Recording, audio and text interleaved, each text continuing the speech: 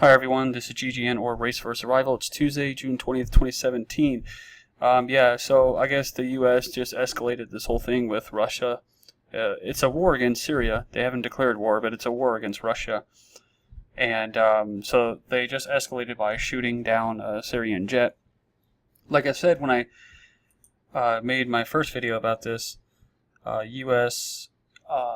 the U.S. basically attacked a military base, the Syrian military base, I said that was a really big deal. And it was, because I knew what it meant, which is that was just beginning and it's going to continue. So what they did then was basically start attacking troops. So yeah, right here, May 18th, U.S. coalition jets strike Assad convoy in southern Syria, and basically it was going after the U.S.-backed forces, which are, like I've mentioned many times, they call them the rebels. They say, or they claim, that they're fighting ISIS. But basically they are Muslims, but they're basically mercenaries that are hired to overthrow the Assad government. And that's why the Assad government is attacking them. So they were pursuing them here to a terrorist training base. That was my last video that I made. It's crazy, about a month ago already. But yeah, they were chasing them back to a U.S. military base where they were training these mercenaries / terrorists to overthrow the government. And so they had the right to pursue them.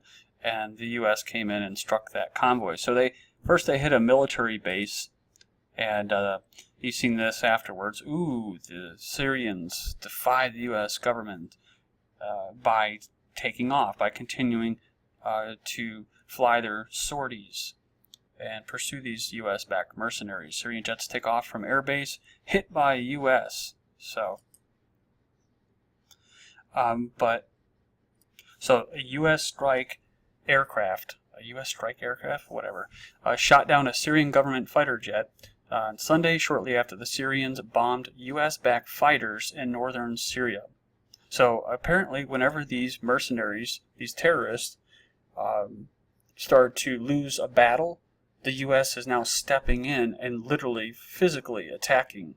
So instead of just funneling money like Obama did to terrorists to overthrow the government, the U.S. is apparently willing to show its ass to the world, mostly to the Russians, but to the world, and say that, yes, we are behind these terrorists that are destabilizing the region. The attack was the first time a U.S. jet has shot down a man-hostile aircraft in more than a decade, and signaled the United States' sharply intensifying role in the Syria's war. That's the kind of point here. Intensifying a role in Syria's war. It's Syria's war. Well, it's a war against Syria. It's the United States' war against Syria. You see that? But it's Syria's war. No, it's the United States' war against the sovereign government. You have to clarify that. You know, because you're wading through a bunch of bullshit, misinformation. So that's basically what's happening here, and all of you guys already understand this. The way that the media portrays this, and they're going to spin it a little bit more. The White House says it retains the right to self-defense in Syria, so they were just defending themselves. The White House said on Monday that coalition forces fighting Islamic State militants in Syria retain the right to self-defense. Now let's try to put on our little truth glasses, or whatever the hell they're called, and actually see what they're saying. The White House said on Monday that terrorist mercenaries that they're funding to overthrow the Assad government have the right to defend themselves against the Syrian government who they're trying to overthrow. But they like to say coalition forces instead of mercenaries. And they like to say that they're fighting the Islamic State militants, because then it's justified. See, the Islamic State. In the Western media, particularly in the United States, we're bombarded with ISIS, right? Because they're the boogeyman. But from what I'm seeing, what I'm hearing, they're not fighting. The Assad government, the Syrian government, and Russia are not fighting the Islamic State or that faction. They're fighting the rebels or the U.S.-backed mercenaries. That's why they're constantly, when those rebels are attacked, the Syrian government goes after and attacks them, and now the U.S. is stepping in and defending them. It has nothing to do with the Islamic State. That's why Russia, I remember the media was saying, why isn't Russia attacking ISIS? Why are they going after the rebels? Because that's the enemy to them. That's the biggest threat to them. It's not the Islamic State, but in the minds of Americans, that's what they hear. So Russia says that U.S. planes over western Syria are now air targets. They also said that this is in breach of international law, but no one really takes that seriously, especially the United States. But they didn't declare war against the Syrian government, and they haven't declared war against Russia, and that's what's happening. And it's very dangerous, like I mentioned in the last video and the video before that, which is this is just escalating into a nuclear holocaust or a world war. Not to hype it up, but I don't know how else to explain it. These are proxy wars, but they're real wars that are becoming real hot wars, that you're going to see bombs, real big bombs blowing up, Russians or Syrians. But it is okay, though, because if you're living in America, you can be completely ignorant of this situation because you're all the way across the Atlantic Ocean. You don't have to really worry about it. The Syrian government's not really a threat to you. They're not going to carry out... the Russians are kind of a threat. If anyone can carry out some kind of, long-range missile strike, not North Korea, not Syria, not the Islamic State. They're mostly just cutting people's heads off and stuff like that. It would be probably Israel, but Israel, I don't even have to go in there about Israel. Israel isn't going to strike the United States. The U.S. is Israel, Israel is the United States. They're joined at the hip, like Trump says, our greatest ally. So you don't have to worry about Israel. But if you're in America, you might have to worry about Russia because they are one of the few people that have the capability. Now, the worst thing you want to do is start antagonizing the one group of people that actually can pose a threat to you all the way over here in your nice cozy little place surrounded by the Pacific and Atlantic Ocean. You got Mexico to the south, Canada to the north. You're pretty safe geographically, so you can watch your horrible television shows and play with your phones, like I've said before, and just talk about nonsense and stuff like that. But there is a real threat, and your government is actually the threat, because they're starting fights with people that can actually fight back, and that is a problem because the U.S. doesn't like to fight people, you should say the empire, because the U.S. is empire, and empire could change. It could become Russia, but right now it's still the U.S. That's what empire is, and empire doesn't like to fight people who can fight back. They like to fight the weak. And so they're going after the Syrian government. They're going after whoever. But they always have to justify it. They always have to have the humanitarian side. We're in self-defense and use chemical weapons and stuff like that. So, but the U.S. isn't going to declare war, and that was one of the points I was going to make, was that they're not going to declare war against the Syrian government or against Russia, because if they do, they have to have a just cause, and they don't have a just cause. All they have is lies. So they have to have CNN, and they have to all of the media, and they have to have a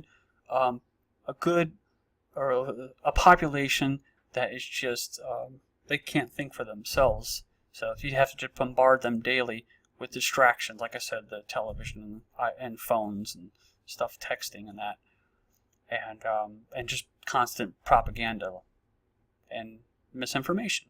So they don't know what the hell is going on. So when you want to come up with something like the event with the chemical weapons or what have you, then you can just tell them that, and they don't really care because they're being distracted, and they'll just go along with what you're saying. And just so you know that this is, reality, this is really true, just look at what Russia was saying, Putin was saying, just show us the evidence. They've said this countless times. Show us the evidence. Where's the evidence of this attack, or these chemical weapons were used by the government? And they never come out with it because it didn't happen. It's not true. But that's the beauty of it, is that all you have to do is just spread lies to a bunch of stupid people who don't know what the hell is going on, and then you just go ahead and just start attacking anybody you want. So this is definitely escalated. I didn't even expect to see this article I was just going to make the video about the first attack against the military installation, the second attack against actual people, troops, and then the third attack, which was attacking a plane in flight. But I did see this article where Russia's like, well, hey, now we're going to start considering U.S. jets as targets. So a day after U.S. Navy fighter jet shot down a Syrian warplane, Russia warned that aircraft operating where the shoot-down occurred would be considered air targets for its forces in Syria. Russia called the downing of the plane a cynical violation of the sovereignty of the Syrian Arab Republic and military aggression. As a result, Russia has stopped using a key deconfliction communication channel set up to avoid conflict between U.S. and Russian forces in Syria. Kind of like something that's helping to prevent an actual real hot war between these countries and all that. It's yeah, now that's over, so we're upping the stakes here. And this is basically what I was just saying earlier. While both the U.S. and Russia say their forces are in Syria to fight ISIS, Russia has allied itself with the regime of Assad, while the U.S.-led coalition is aligned with groups that oppose both the Assad government and ISIS.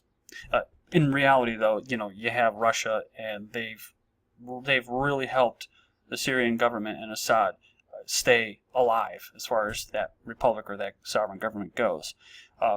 Whereas, the whole rebel forces are completely funded by the United States. There would be no opposition to the evil regime unless the U.S. was funding them and training them. And that's what that base was, where that convoy was struck recently. It was in Jordan. It was basically a U.S. military base where they were training them.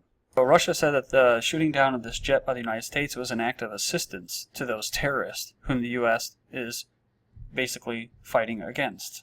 So it's completely true. They're supposedly fighting terrorism, yet they're helping the terrorists. The strike can be regarded as an act of defiance of international law by the U.S., so they basically said the same thing again. And the U.S. then responded to the Russian threat. The Russians are threatening us. Well, threatening us. Well, why are they threatening us? Why are those evil Russians, just like the evil regime? Man, they just won't leave us alone. Shit. U.S. responds to Russian threat after they shot down the Syrian jet. U.S. pilots operating over Syria won't hesitate to defend themselves from Russian threats, Pentagon spokesman said on Monday. But what I'm getting to here is, it says, as a result, the recent encounters involving the Syrian government and regime, they got to say regime, and Russian forces, we have taken prudent measures to reposition aircraft over Syria so as to continue targeting ISIS forces. Are they targeting ISIS forces? It doesn't seem to be the case. It seems like they're carrying out attacks against the Syrian government. Okay, so finishing up here, here's more lies by the U.S. We are continuing to conduct operations throughout Syria, against Syria, targeting ISIS forces. No, they're continuing to conduct operations of a war. Continuing to conduct a war against Syria, targeting Syrian forces. That's what they're saying. And providing air support for the terrorists. They call them coalition forces. Air support for the terrorists that they are funding and backing and training on the ground. We, as a coalition, we as empire, are always ready to deconflict. We, as the empire, as the United States, as whores for Israel and Jews, are always ready to escalate conflicts. Thank you, everyone.